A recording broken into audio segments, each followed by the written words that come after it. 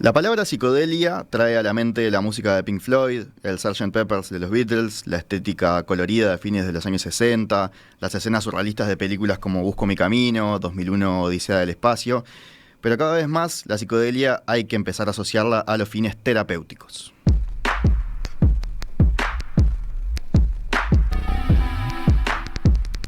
Drogas como el ácido lisérgico, el LSD, la psilocibina, de los llamados hongos mágicos, o la metilendioximetanfetamina, más conocida como MDMA, como éxtasis también, se asocian a fines recreativos, a fines religiosos, pero también son el foco de investigaciones científicas. Se exploran sus posibilidades médicas, principalmente con buenas perspectivas en el área de salud mental. Sin embargo, se mantiene el tabú cultural sobre ellas y ni que hablar un prohibicionismo. ¿Qué sucede en nuestro país? Bueno, hay un grupo interdisciplinario que está estudiando el tema y hoy les proponemos conocer en qué están trabajando y si los psicodélicos pueden suponer una oportunidad para Uruguay. Para eso está con nosotros Juan Scuro, quien es doctor en antropología, parte de este grupo. Juan, ¿qué tal? Buenos días. Buen día, muchas gracias por la invitación. Hace 12 años me decías que trabajas en el tema de psicodélicos, ¿no? Sí, yo arranqué a trabajar en el 2010, sí, de forma, haciendo etnografía, ¿no? Que es un poco lo que hacemos los antropólogos sociales, digamos, que es básicamente conocer las prácticas, las formas de uso.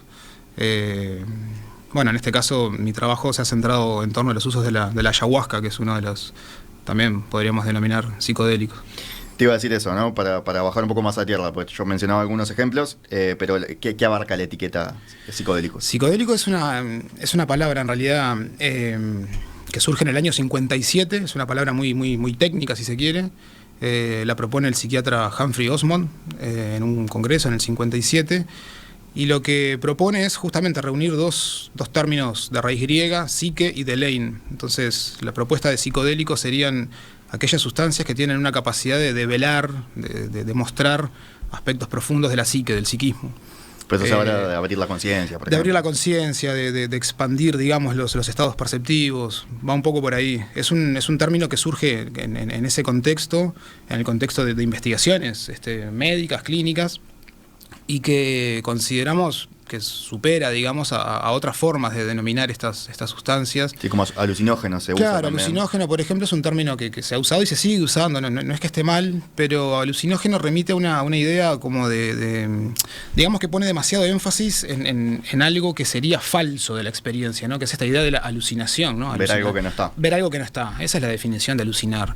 Y si bien puede pasar, digamos, que con algunas de estas sustancias haya alguna experiencia de este tipo, se entiende que no es eso lo principal, no es por ahí donde está necesariamente la potencia de estas sustancias. Entonces hablar de alucinógeno, si bien, repito, puede llegar a ser correcto, pero en algunos casos no termina de cerrar o de mostrar todas las facetas, las potencialidades, las profundidades que tienen los procesos de esto, ¿no? De apertura de la conciencia o de expansión de la conciencia, de ir hacia las profundidades del psiquismo. Que no necesariamente son procesos acompañados de alucinaciones. Claro. Mencionabas ahí los años 50, ¿no? Cuando aparece este concepto. Toda la historia está buenísima, que quizás no es en lo que más nos da el tiempo para enfocarnos hoy, pero muchas de estas drogas, algunas son como más tradicionales, milenarias, ¿no? La psilocibina, sí. Por ejemplo, pero hay otras que se sintetizaron en esa época, sí. Se sintetizaron buscando... no buscando drogas ahí recreativas, ¿no? Es una historia llena de meandros y de idas y venidas. O sea, por un lado hay, digamos, para abarcar, digamos, las diferentes facetas de lo que pones arriba de la mesa. Por un lado, los usos de drogas en general son muy antiguos, ¿no? La humanidad busca modificar sus estados perceptivos desde que anda con dos pies arriba de la tierra. Es una búsqueda, digamos, que podríamos decir común. Una búsqueda humana. Una búsqueda, digamos, humana. O incluso que se puede ver en otros animales, pero sería más complicado. Particularmente con los psicodélicos también vemos usos, sí, digamos, muy antiguos, ¿no?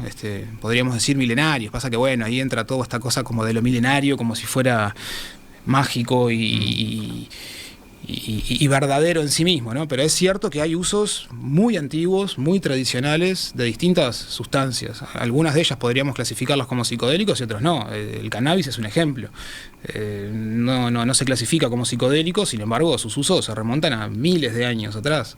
En el caso de la psilocibina se asocia con México, ¿no? La psilocibina es digamos, uno de los principales componentes activos, o el principal componente activo, que es psicodélico, que está presente en muchas especies de hongos. Muchas veces se lo llaman hongos psilocibes, hongos mágicos, particularmente presentes en la zona de México. Allí fue donde se hicieron más populares, digamos, para el mundo occidental, justamente en los años 50, producto del encuentro de Gordon Wasson, que fue un banquero, en realidad, un aficionado a la micología, un micólogo, casado con una rusa micóloga también, que tuvieron la suerte de poder andar mucho por el mundo, y entre esos andares por el mundo llegaron a la Sierra Mazateca, en Oaxaca, en México, y conocieron a la famosa curandera mazateca María Sabina. En esos encuentros que se dan a inicios de los años 50, Wasson dice, esto es algo novedoso, increíble. Claro, encontraron que esta gente usaba estas sustancias. Encontraron que esta gente usaba estas sustancias de forma, digamos, como medicina tradicional, en contextos muy, muy ritualizados, muy estandarizados, específicos, apuntando a búsquedas de cura, de sanación. Y bueno, Wasson en el 57 publica aquel famoso artículo en la revista Life, Seeking for the Magic Mushroom, y eso detona al mundo de la contracultura, gente buscando experiencias diferentes. Se invade literalmente Oaxaca por oleadas de hippies, digamos. Sí, a la curandera a la curandera se le complicó bastante, sí. O sea, la verdad que podríamos decir que es uno de los primeros momentos en los que este choque de culturas, digamos, tiene efectos un poco nefastos para los locales, ¿no? Claro. Pero con esto de la síntesis que preguntabas, por ejemplo, la mescalina, que es el principio activo del cactus del peyote, que es también del norte de Norteamérica, del centro de Norteamérica, digamos, de la zona norte de México y sur de Estados Unidos. Fue por allí que empezaron las síntesis, en realidad. Hacia fines del siglo XIX, inicios del XX, comienzan las síntesis, digamos, la posibilidad de aislar químicamente estas moléculas de sus plantas.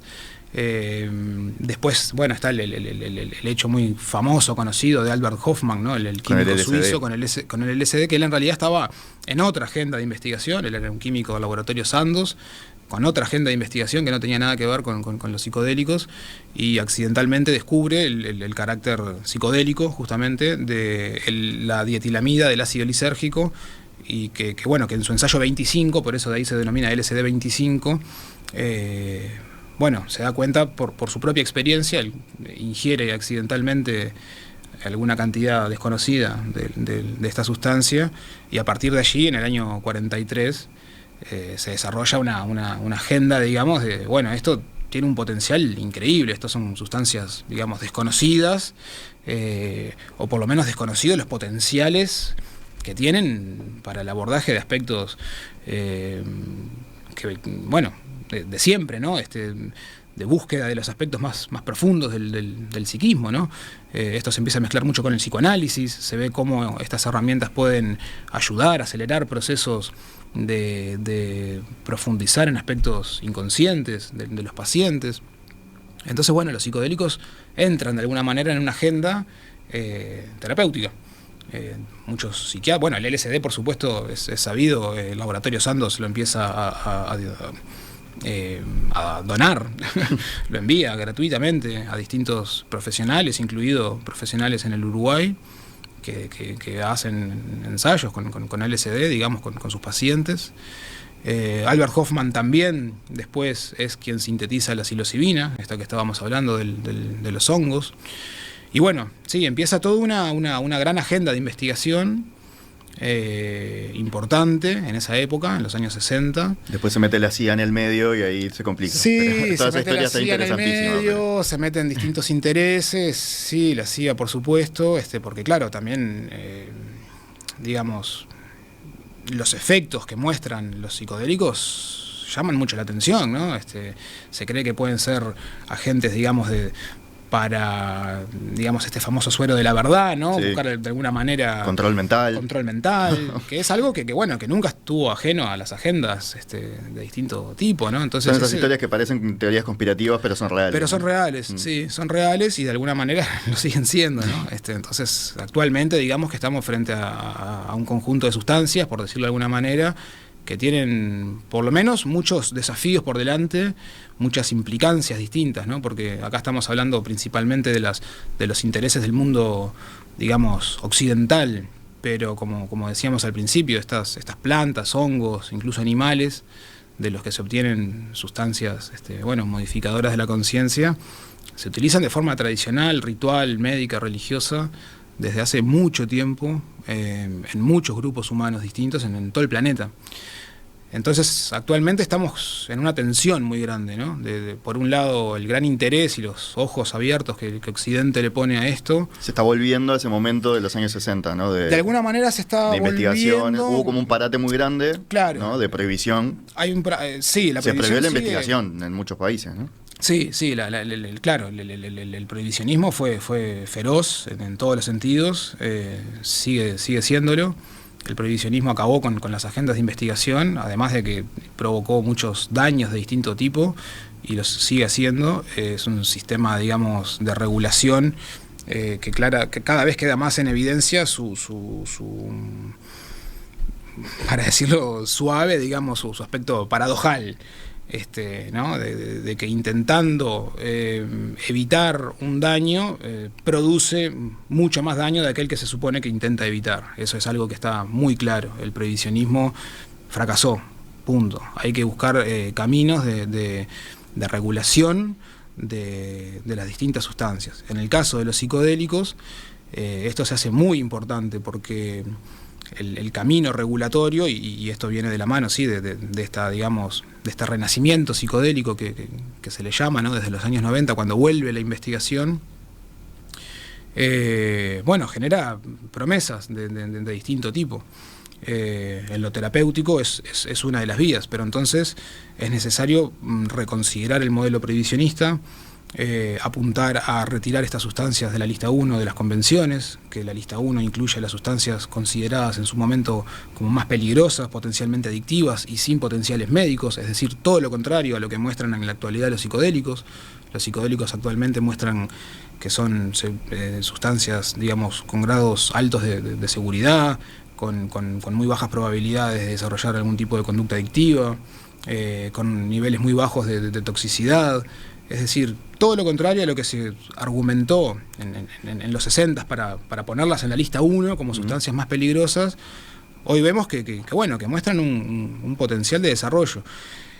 Dicho esto, también poner no un freno, pero cautela, ¿no? Hay mucho interés en generar un hype, ¿no? Sí, expectativa. Una expectativa muy grande que infla, digamos, el mercado también en torno a estas sustancias. Empiezan a aparecer libros, documentales, varios, documentales, muchas historias. En plataformas muy populares, no cosas de difícil acceso. Personas famosas que cuentan sus historias, y bueno, eso hay que ver cómo se maneja. Ustedes están viendo, vos que lo venís estudiando hace tanto, que acá este hype, como decís, ¿no? Esta expectativa, ¿se está traduciendo en mayor uso o mayor interés de personas en buscar este tipo de experiencias? Sí, sin duda. En Uruguay hace muchos años que se consumen psicodélicos de distintas formas, pero en los últimos, me animo a decir, la última década, particularmente los últimos 3, 4, 5 años, en algunos casos específicos se ve un brote, digamos, ¿no? En el caso de los hongos, por ejemplo, es algo particular. Ceremonias de ayahuasca, ¿no? Ceremonias de ayahuasca hace mucho tiempo que hay en Uruguay. Son sustancias bien diferentes, ¿no? También cuando decimos psicodélicos, si bien más o menos entendemos algunas generalidades, también está bueno discernir, digamos, las distintas sustancias, sus efectos, sus tradiciones. La ayahuasca es una bebida que se produce a partir de distintas plantas, es de origen amazónico. Eso implica que tiene toda una mitología, unas formas de uso contextualizadas, ¿no? En la región amazónica, en algunos grupos que habitan el Amazonas, tampoco todos. Los hongos, como decíamos, tienen esta cuestión más de origen mexicano, pero también hay hongos por todas partes. Hongos psilocibes hay en muchos lugares, en Uruguay también. Entonces, bueno, sí, en Uruguay encontramos usos, por ejemplo, religiosos de ayahuasca hace más de 30 años. Entonces, esto no es una novedad, digamos. No es una novedad en términos mundiales, ¿sí? Como decíamos al principio, los psicodélicos se usan de forma tradicional hace mucho tiempo. En el Uruguay tampoco es una novedad. En el Uruguay, como decía al principio, por ejemplo, en los años 60 hubo exploraciones, investigaciones clínicas con el uso de LSD en la clínica psiquiátrica. Después, bueno, épocas oscuras y de prohibicionismo y etcétera hicieron que esa agenda fuera discontinuada, y a partir de los 90 se retoma la investigación, se transnacionalizan las religiones de origen brasilero que consumen ayahuasca, llegan al Uruguay. También emergen muchos centros holísticos donde se mezclan distintos tipos de psicoterapias, terapias más vinculadas a lo corporal, donde entran elementos de otras espiritualidades o religiosidades no necesariamente cristianas. Y allí empiezan a haber una serie de adaptaciones con mayores o menores grados de eclecticismo y de institucionalización. Pero sí, eso está presente en el Uruguay. Lo que vemos también, y bueno, y por supuesto que siempre estuvo presente los usos, digamos, psiconautas, ¿no? Adultos, digamos, ¿no? o a veces llamados recreativos, ¿no? LSD, MDMA. Pero una de las cosas importantes de eso, por ejemplo, justamente volviendo a los argumentos de la regulación, se dice que se consume de forma recreativa MDMA, pero son pocos los que saben realmente, por no decir nadie sabe lo que está consumiendo. Eso es uno de los efectos nefastos del prohibicionismo. En algún momento ¿te acordás? Se quiso poner en fiestas puestos para analizar. Sí, hubo distintas tentativas, etcétera, pero claro, son experiencias pilotos menores que obviamente que ayudan dentro de un paradigma, digamos, de reducción de riesgos y daños. Eso está bueno, eso hay que profundizarlo. De hecho, esa experiencia tuvo una polémica muy grande, y es algo a lo que quería volver cuando vos estabas hablando de prohibicionismo, que estoy seguro que una parte de la audiencia, al escuchar nomás el tema, ya se debe haber cerrado y haber dicho, bueno, esto es muy volado, esto es sustancias peligrosas, ¿no? Perder el control de tu mente. Hay un miedo por ese lado. Hay un tabú fuerte, ¿no? Fuera de la prohibición legal, la regulación, hay un tabú fuerte también. Hay un tabú enorme. Que eso, me imagino, dificulta las posibilidades médicas también. Dificulta las posibilidades médicas, dificulta la posibilidad, digamos, de que el común de la gente, el sentido común, digamos, o las distintas personas que en alguna medida toman decisiones y se involucran y se interesan en el desarrollo de la investigación, también de la financiación, de los marcos éticos, los comités de ética, en fin, la prensa en general también, ¿no? Los medios de comunicación. Es importante que logren hacer un trabajo, bueno, esto que estamos haciendo acá es una muestra de transmisión de contenidos, digamos, no ni sensacionalistas en el sentido de que esto es la panacea y de que vamos a resolver todos los problemas estructurales con los psicodélicos. Eso es falso, eso es mentira. Los problemas estructurales se resuelven con investigación, con intervención, con dinero, con programas de largo plazo, y no hay psicodélico que resuelva las altas tasas de suicidio que tenemos en este país. Para resolver eso hay que hacer otro tipo de cosas. Ahora, ¿los psicodélicos pueden hacer algo en esa agenda? Sí, pueden, pero sin vender espejitos de colores, sin vender el obelisco. Para que los psicodélicos puedan intervenir en agendas, en problemas estructurales de salud mental de nuestro país, es necesario hacer lo que se viene haciendo: generar equipos interdisciplinarios, investigar, estar en contacto con las comunidades internacionales que investigan estos temas, desarrollar investigación, desarrollar estos espacios de comunicación, de, digamos, por un lado, destabuizar, si se quiere, ¿no?, todo este miedo, pero sin por eso alentar a un uso indiscriminado e inseguro de los psicodélicos. Yo decía hoy que los psicodélicos son, en términos generales, seguros, pero son altamente dependientes de lo que se llama el setting, es decir, todas las drogas son dependientes del setting. El setting es el contexto, el espacio, el ambiente donde se hace uso de una sustancia cualquiera. Si vos te bajás un analgésico con alcohol, capaz que no es lo mismo que si tomas un analgésico. Claro, ¿no? O si uso marihuana de mañana no es lo mismo que si la uso de noche, o si la uso solo no es lo mismo que si la uso con amigos, o si la uso con amigos no es lo mismo que si la uso en una iglesia. Entonces, eso es el setting, el contexto. ¿Dónde? ¿Para qué? ¿Con quién? ¿Quiénes me están orientando en esta experiencia? Eso es el setting. En el caso de los psicodélicos, la experiencia durante el consumo y posterior es altamente setting dependiente, digamos. La misma sustancia puede producir efectos absolutamente diferentes en un setting, en un contexto o en otro. Entonces, ¿por qué traigo esto? Porque no es una especie de, bueno, sí, ahora son los psicodélicos y entonces...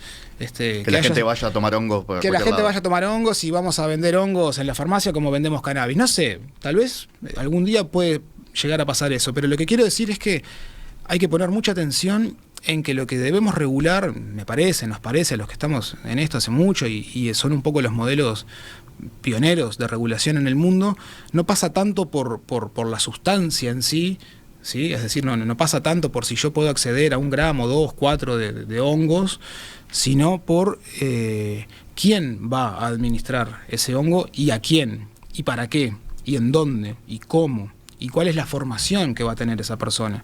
Eso es lo que necesitamos desarrollar, porque el potencial terapéutico o no del uso de un psicodélico está mucho más en todo esto otro, en el contexto, que en la sustancia en sí misma.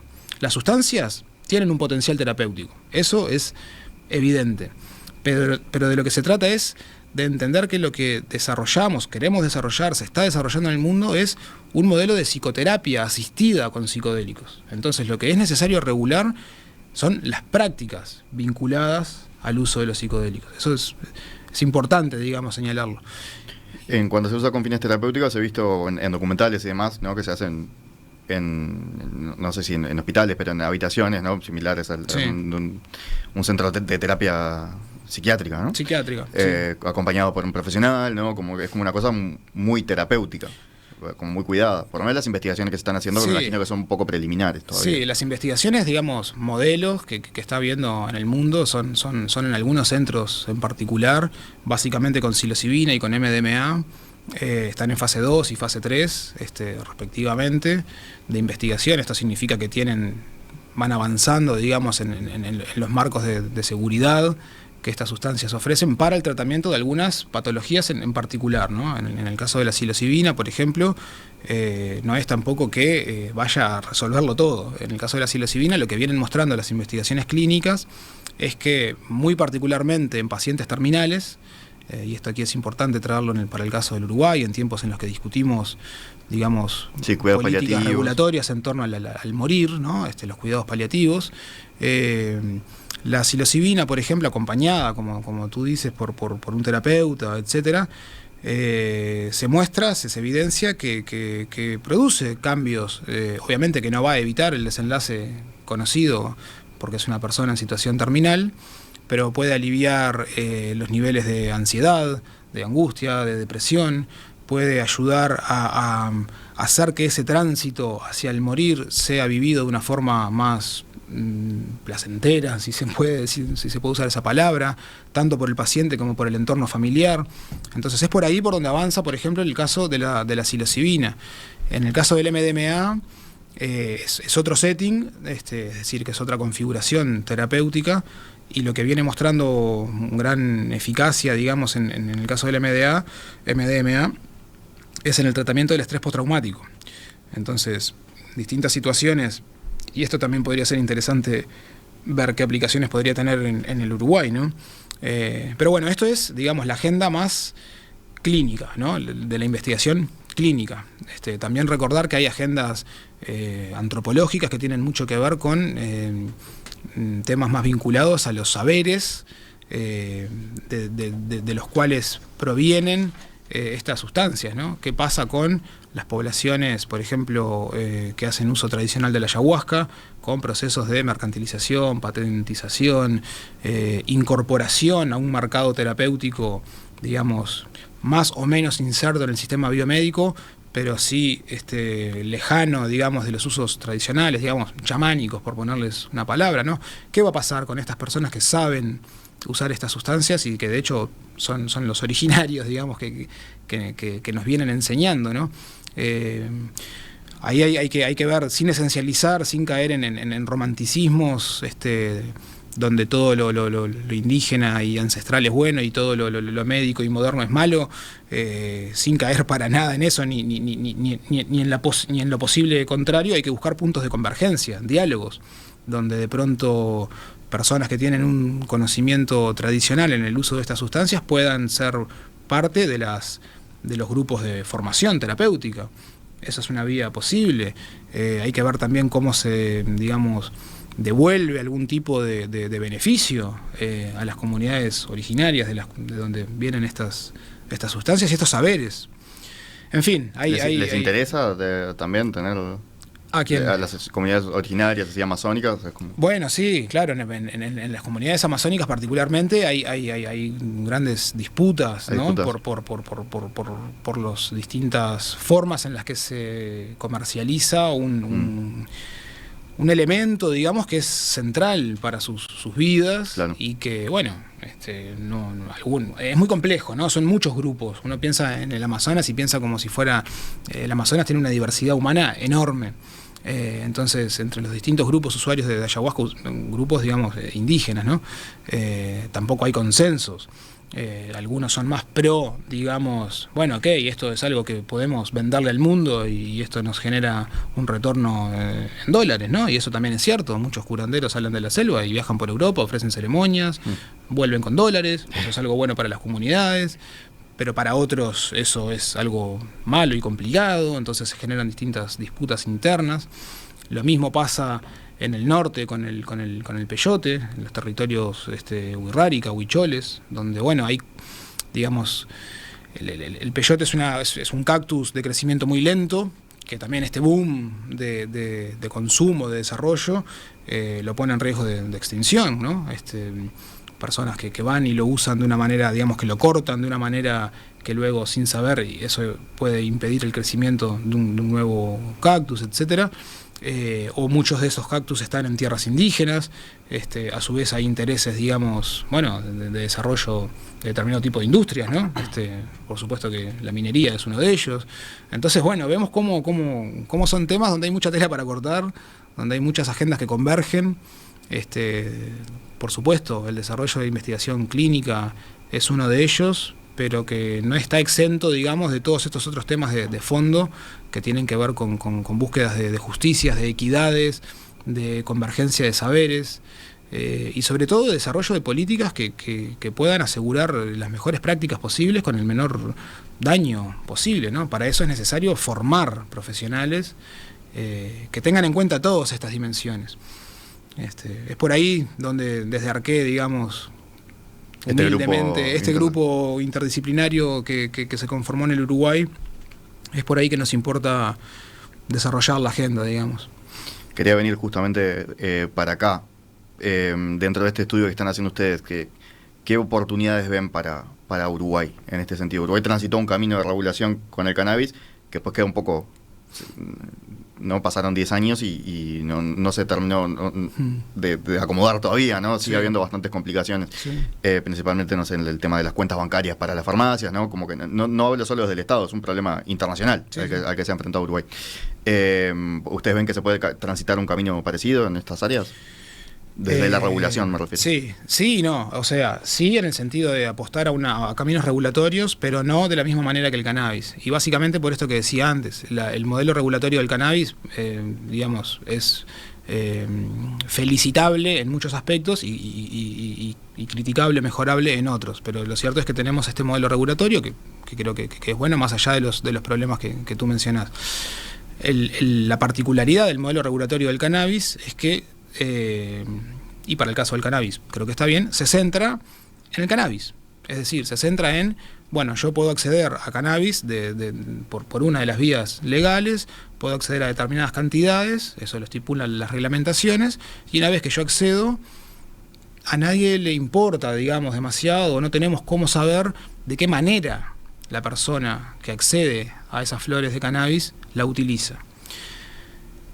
En el caso del cannabis tal vez eso sea correcto, porque bueno, es una particularidad del cannabis. En el caso de los psicodélicos de ninguna manera puede ser así. O creemos que no sería lo mejor. ¿Por qué? Por todo lo que traía antes. Porque los psicodélicos son absolutamente setting dependientes. Entonces lo que hay que regular son las prácticas. Lo que hay que regular es quién, cómo, dónde, cuándo y para quién va a ofrecer un acompañamiento con un psicodélico. Eso es lo que hay que regular. Entonces, más allá de pensar en la sustancia en sí, hay que pensar en cómo vamos a formar a los terapeutas que puedan acompañar estos procesos. Hay que pensar en cómo vamos a hacer para garantizar las libertades, por ejemplo, de culto, donde hay religiones que utilizan psicodélicos. Hay que pensar de qué manera los psicodélicos podrían intervenir, ingresar en la clínica, por ejemplo, de los cuidados paliativos, un tema tan fuerte en este momento. Justamente es por allí donde nos importa también desarrollar un camino de investigación. Estamos apostando a desarrollar investigación clínica en esa dirección, en el Uruguay. Entonces, más que pensar en un modelo regulatorio a la cannabis, digamos, donde estén claras todas las formas de acceso y etcétera, esto es de a poquito, pasito a pasito, empezando por la parte clínica. En la parte clínica particularmente el tema de los cuidados paliativos es un punto clave, que es por donde más se han desarrollado las investigaciones en el mundo. Por supuesto que atrás de eso después vienen otras agendas. Estas sustancias tienen mucho para aportar en los temas de adicciones también, otro gran problema para nuestro país. En fin, en varios temas de agenda que preocupan, pero que de vuelta no se resuelven mágicamente con esto. Son problemas estructurales, requieren intervención, requieren agenda, requieren profesionalismo, requieren dinero. Los psicodélicos pueden aportar por ahí. En el caso de los usos recreativos, digamos, es donde queda la parte más difícil. Digamos que el camino regulatorio de los psicodélicos es exactamente el inverso que el que sucedió con el cannabis, para decirlo de forma esquemática. Se empezó por lo recreativo. En el cannabis se empezó por lo recreativo después. Y lo medicinal quedó para atrás. Bueno, acá tiene que ser al revés. Estamos convencidos de que tiene que ser al revés. Los psicodélicos tienen que empezar regulándose por sus usos medicinales, terapéuticos, religiosos. Y después vemos cómo hacemos con el tema de lo recreativo, digamos. Porque, bueno, de hecho, los usos de psicodélicos de forma psiconauta, recreativa, existen en nuestro país desde que hay este tipo de sustancias, ¿no? Lo bueno sería poder transmitir información, más bien en una línea de reducción de riesgos y daños, de que, bueno, explicar un poco, digamos, transmitir los potenciales, los riesgos, las particularidades que tienen este tipo de sustancias para reducir los riesgos, ¿no? Son diferentes, pero esto de que sean diferentes, de vuelta, no es para traer a los cucos, ¿no? Del tabú. Son diferentes. Y, por ejemplo, qué sé yo, una persona puede consumir marihuana para, no sé, X situación, o ir a ver una película al cine, etcétera. Bueno, sería difícil pensar que una persona consuma ayahuasca para ir al cine, digo. No es por ahí. Entonces, cuando se dice recreativo también, si bien no es equivocado el término, a veces puede ser mal entendido, ¿no? Porque no son exactamente recreativos los usos de los psicodélicos. Una cosa, bueno, puede ser el MDMA, ir a una fiesta. Sí, que se asocia mucho con las fiestas electrónicas. Se asocia mucho con las fiestas electrónicas, pero me animo a decir que tampoco es necesario. Si bien lo recreativo está presente, y tampoco es que haya que cortar lo recreativo, bienvenida sea la recreación, siempre hay un componente, digamos, interpersonal, introspectivo, que también lo hay con otras sustancias, pero particularmente con los psicodélicos. Entonces, es recreativo, sí, pero también hay una búsqueda de algo interno, de mayor entendimiento de cómo funciona uno mismo y cómo funcionan los demás, cómo funciona. Bueno, ahí es más difícil ver caminos regulatorios. Lo que están haciendo algunos estados en Estados Unidos es bajar las penas al mínimo, digamos, ¿no? Ir en caminos de descriminalización, que eso en realidad en el Uruguay ya lo tenemos. Es decir, en el Uruguay el consumo de drogas no es prohibido. Entonces, lo que es prohibido es todo lo demás, ¿no? El suministro. No son prioritarias, en principio, estas drogas para el combate, ¿no? No, lo que están haciendo varios estados y ciudades es bajar al mínimo la represión y la punitividad en torno a estas sustancias, en un camino de descriminalización, ¿no? Pero es distinto, ¿no? Un camino es el de la descriminalización. Colorado, el estado de Colorado, por ejemplo, y Oregon están transitando ese camino, pero a su vez están transitando el camino de la regulación de algunos psicodélicos en particular, para algunas situaciones específicas. Ahí hay distintos modelos, podríamos ver diferencias entre uno y otro, digamos, son cuestiones más de detalles. Yo creo que algo de eso, de ese tipo de modelos, podría llegar a implementarse en el Uruguay. Sí, lo veo con digamos que es un país prometedor. ¿Y es un momento para que ustedes ven como fértil para avanzar en eso?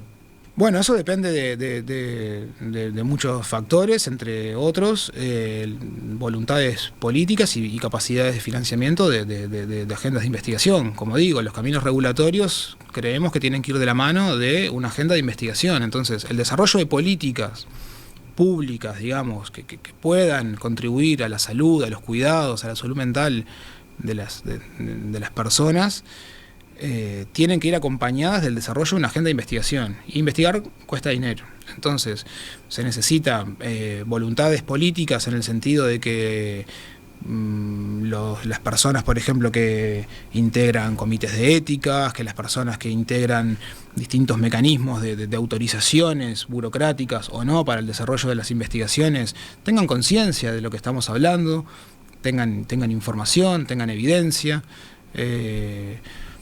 Yo quiero ser optimista, digamos, porque bueno, hace mucho tiempo que venimos en esto y pienso que sin ser la panacea, sí son sustancias prometedoras y nuestra agenda de investigación, digamos, viene un poco en esa dirección.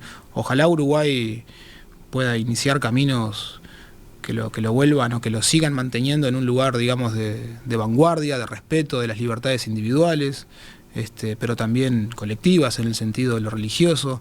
Esto atraviesa muchas dimensiones, porque no es solo la salud mental, no son solo los cuidados, es un tema también de libertades religiosas.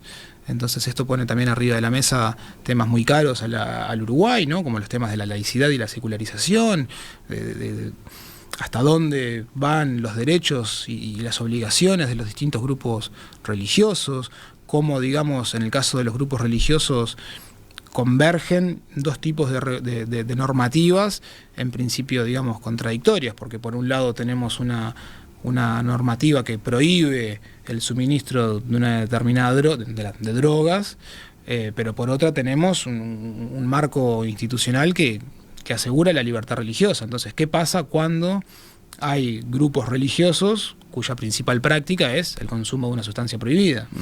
Eso genera, bueno, sí, choques de distintas áreas. Intríngulis jurídicos que habrá que ir resolviendo. En otros países del mundo, principalmente en Europa, esto se ha ido desarrollando caso a caso.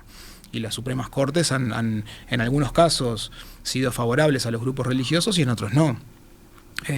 Habrá que ver en el Uruguay que con una tradición, digamos, de laicidad tan particular y con una laicidad tan polisémica como lo es en nuestro caso, ver de qué manera estos temas también están arriba de la mesa. Lo mismo pasa con la posible incorporación, digamos, de dimensiones espirituales en estos procesos de fin de la vida.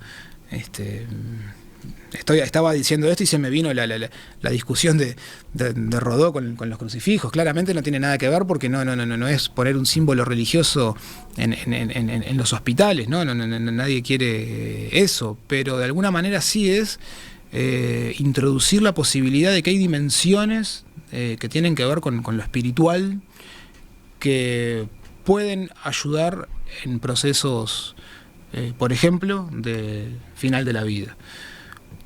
¿Qué discusiones va a dar el Uruguay en el medio de estos debates en torno a eutanasia, cuidados paliativos, que por supuesto yo creo que no son contrarios en absoluto? Creo que son dos proyectos que perfectamente pueden y deben convivir. Creo que los psicodélicos pueden ser una muy buena herramienta a desarrollar en el caso de los cuidados paliativos. Juan Scuro, antropólogo, doctor en antropología, ¿no? Parte de ARQUE, este grupo interdisciplinario que venimos mencionando, que trabaja en el estudio de psicodélicos. Muchísimas gracias por estos minutos esta mañana aquí en Perspectiva. Muchísimas gracias a vos.